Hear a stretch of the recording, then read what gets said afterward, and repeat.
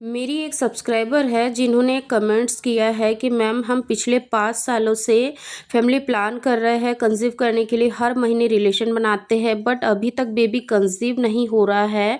लेकिन मेरे मन में एक सवाल है कि जब भी मैं रिलेशन बनाती हूँ तो जो पार्टनर का जो डिस्चार्ज होता है वो तुरंत ही बाहर निकल आता है, बिल्कुल भी 1 मिनट के लिए भी वो होल्ड होकर नहीं रहता है।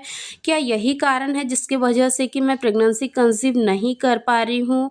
मेरे मन में भी ये डाउट है और मेरे हस्बैंड के मन में भी ये डाउट है कि कहीं उन्हीं के वजह से मैं बेबी कंसीव तो नहीं कर पा रही हूँ, क्योंकि मेरे जो हस्बैंड है वो भी काफ़ी ज़्यादा परेशान है, क्योंकि हम लोग रिलेशन बनाते हैं, हर महीने ट्राई करते हैं और जो मेरी पीरियड साइकिल है वो भी रेगुलर है। 28 से 30 दिन के अंदर मेरे हर महीने पीरियड आ जाते हैं, फिर भी मुझे कंसीव नहीं हो रहा है। आखिर ऐसी क्या प्रॉब्लम है, प्लीज़ आप बताएं। आप इस कमेंट्स को यहाँ पर रीड कर सकते हो। अगर आपके मन में भी कोई सवाल है तो कमेंट में पूछना बिल्कुल ना भूलें। चलिए आज के इस वीडियो को हम लोग शुरू करते हैं और आगे बढ़ते हैं। देखिए फ्रेंड्स, सबसे पहले तो आप ये एक चीज़ समझ लीजिए कि जब आप लोग रिलेशन बनाते हो तो रिलेशन बनाने के बाद में जो मेल पार्टनर का जो डिस्चार्ज होता है वो बाहर आता ही है, क्योंकि आप रिलेशन बनाओगे चाहे आप कितने ही देर तक होल्ड करके रखो अपने पैरों को ऊपर, लेकिन उसके बाद में जब आप सोकर उठोगे, चलोगे, वॉक करोगे, घूमोगे फिरोगे तो जो डिस्चार्ज है वो नेचुरली बाहर आना ही होता है, क्योंकि वो ज़्यादा टाइम तक वहाँ होल्ड होकर नहीं रह सकता है।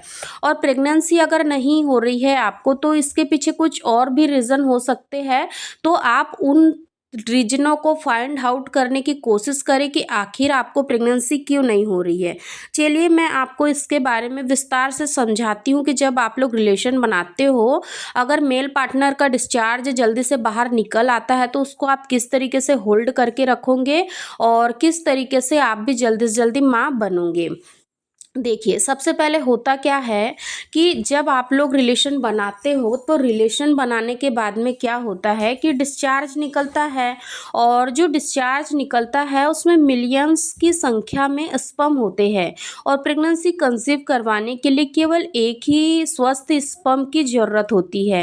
यानी कि बहुत सारे मल्टीपल्स स्पर्म की आपको ज़रूरत नहीं होती है कंसीव करने के लिए। ठीक है, सबसे पहले आप इस चीज़ को समझिए।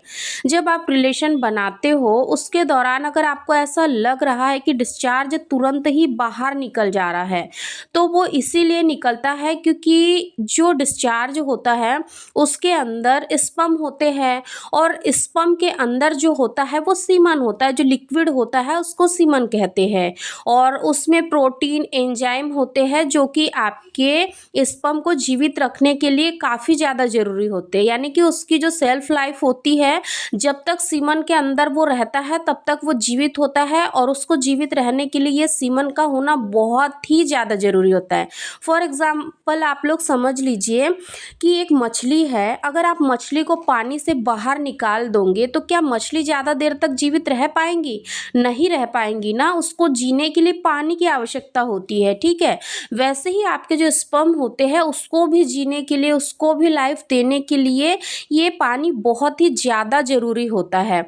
अगर आपको ऐसा लग रहा है कि आप लोग रिलेशन में हो, हर बार ट्राई कर रहे हो बट कंसीव नहीं हो रहा है, बार बार जो डिस्चार्ज है वो बाहर फ्लश आउट हो जा रहा है, तो आप यहाँ पर कुछ टिप्स को फॉलो कर सकते हो जिससे कि आपको काफ़ी अच्छा रिजल्ट देखने को मिल सकता है। कोशिश करिए कि जब भी आप इंटीमेट होने वाले होते हो तो उससे पहले ही आप यूरिन पास करके आ जाइए, यानी कि अपने ब्लैडर को पूरी तरीके से खाली कर लीजिए। उसके बाद में आप लोग रिलेशन बनाइए। रिलेशन बनाने से पहले अपनी कमर के नीचे एक पीलो को इंसर्ट कर लीजिए, पीलो रख लीजिए। इससे क्या होगा कि जो स्पर्म जाएगा अंदर वो थोड़ी देर वहाँ पर होल्ड होकर रह पाएगा, यानी कि तुरंत बाहर नहीं आएगा। इसके साथ ही साथ आप क्या कर सकते हो कि अपने पार्टनर से आप कहिए कि जब रिलेशन बनाते हैं तो जैसे ही डिस्चार्ज यानी कि निकलने वाला होता है तो तुरंत ही उठकर खड़े ना हो, डिस्चार्ज को डीपली छोड़े, यानी कि डीप डीप पेनिट्रेशन होना चाहिए। डीप पेनिट्रेशन होने से भी जो स्पर्म है वो सही जगह जाकर डिपॉजिट होंगे और फिर वो स्विम करते हुए आपकी फैलोपियन ट्यूब तक पहुंच जाएंगे। तो रिलेशन बनाने के तुरंत बाद ही आपके पार्टनर को भी नहीं उठना है, कम से कम 1 से 2 मिनट के लिए उनको भी होल्ड करके रखना है ताकि जो डिस्चार्ज है वो सही जगह पर जाए। थर्ड चीज़ आप लोग क्या कर सकते हो, अगर आप लोगों ने leg of the wall position पे वीडियो नहीं देखा होगा तो मैं आई बटन में लिंक लगा दूंगी, आप वहां से जाकर उस वीडियो को जरूर चेकआउट करें कि leg of the wall position किस तरीके से आपको जल्दी से जल्दी माँ बनने में मदद कर सकता है। उस पर ऑलरेडी वीडियो अपलोड है चैनल पे, आप उस वीडियो को जरूर देखें।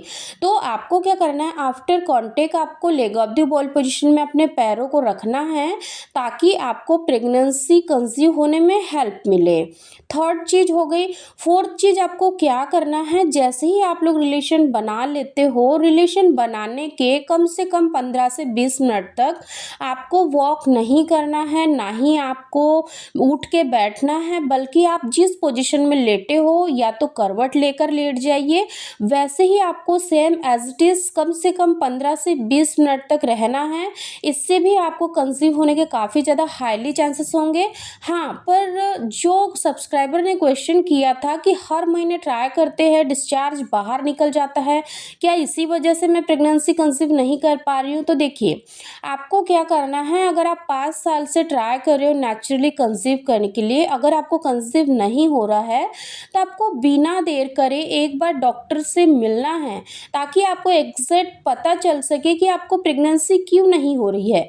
अगर आपका पीरियड रेगुलर है, हर महीने आपको पीरियड आते हैं, यानी कि आपको पीरियड में कोई भी गड़बड़ी नहीं है, महीने में यानी कि उन दिनों में आप लोग कांटेक्ट में रहते हो जिस समय आपका ओव्यूलेशन होता है, तो इसमें सबसे बड़ी गड़बड़ी यहाँ पर हो सकती है कि जो आपका मेल पार्टनर है उनके जो स्पर्म काउंट है, उनके जो मोटिलिटी है, मार्फोलॉजी है, उसमें कुछ प्रॉब्लम हो सकती है। हो सकता है कि जो स्पर्म की क्वालिटी है वो अच्छी नहीं है, लो क्वालिटी के है, उनके भागने की क्षमता अच्छी नहीं है, गति अच्छी नहीं है, इसीलिए भी आपको प्रेगनेंसी कंसीव नहीं हो रही होंगी। क्योंकि देखिए महिला के रिप्रोडक्टिव सिस्टम में कोई भी प्रॉब्लम नहीं है, सब कुछ हेल्दी है, एग भी हेल्दी बन रहा है और पीरियड्स भी रेगुलर आ रहे हैं, ओव्यूलेशन भी हो रहा है।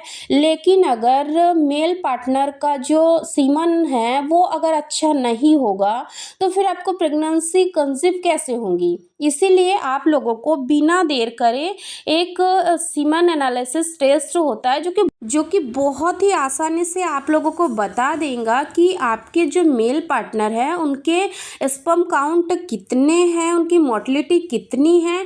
अगर ये चीज़ें आप लोग पता कर लोगे तो आपको एक्चुअल रीजन पता चलेगा कि एक्चुअल में आपको प्रॉब्लम कहाँ आ रही है, प्रेगनेंसी क्यों नहीं हो रही है। क्योंकि अगर आपकी सारी रिपोर्ट्स नॉर्मल है तो कहीं ना कहीं स्पर्म काउंट में कमी है, जिसकी वजह से कि आप बेबी कंसीव नहीं कर पा रहे हो। इसलिए आपको बिना देर करे डॉक्टर से ज़रूर मिलना है। आई होप कि आज के इस वीडियो में आपके सवाल का जवाब मैंने कवर करने की कोशिश की है। फिर भी अगर कुछ समझ नहीं आता है तो कमेंट बॉक्स में नोट डाउन ज़रूर करें। फिर मिलते हैं एक नॉलेजेबल इन्फॉर्मेटिव वीडियो के साथ। धन्यवाद।